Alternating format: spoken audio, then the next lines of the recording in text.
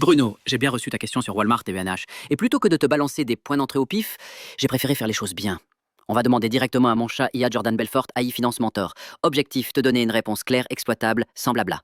Allez, on pose la question et on voit ce que je te sors sans filtre. Allons-y cash sur Walmart en premier. L'emblème américain de la grande distribution en mode moyen terme.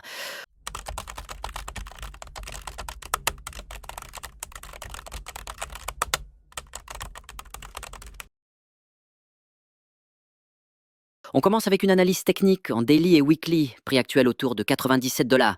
Sur le graphique journalier, le prix est en dessous du nuage Ishimoku, ce qui affiche un signal baissier court terme. Tenkan, ligne courte, et Kijun, ligne base, sont proches, prix tente de revenir vers le nuage. À suivre.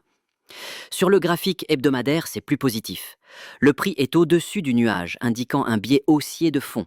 Chikou-Span est au-dessus des prix, mais plate, signalant un ralentissement ou début de consolidation. RSI dans une zone neutre, pas de surachat ni survente flagrante. EMA 200 agit comme un support stabilisateur sur le long terme. Walmart brasse 693 milliards $, de CA annuel, avec croissance de près de 5% en glissement annuel. Solide. Bénéfice par action modéré, EPS 2.S 65 $, avec marge nette faible 3%, reflétant la nature du commerce de détail à faible marge. Dette contrôlée et dividendes stables, rendement 0,9%, avec politique prudente de distribution.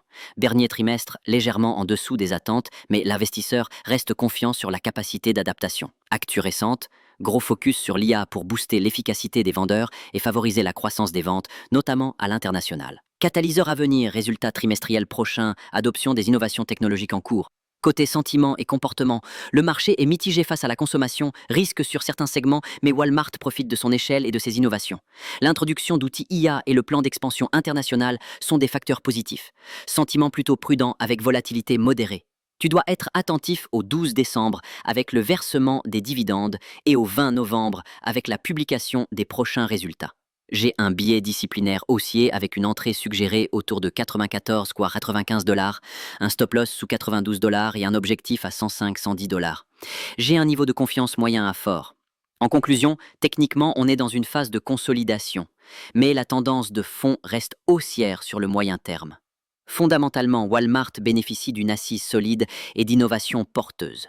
Biais, haussier prudent moyen terme, entrée à chercher proche des 84-95 USD avec stop serré sous 92 USD.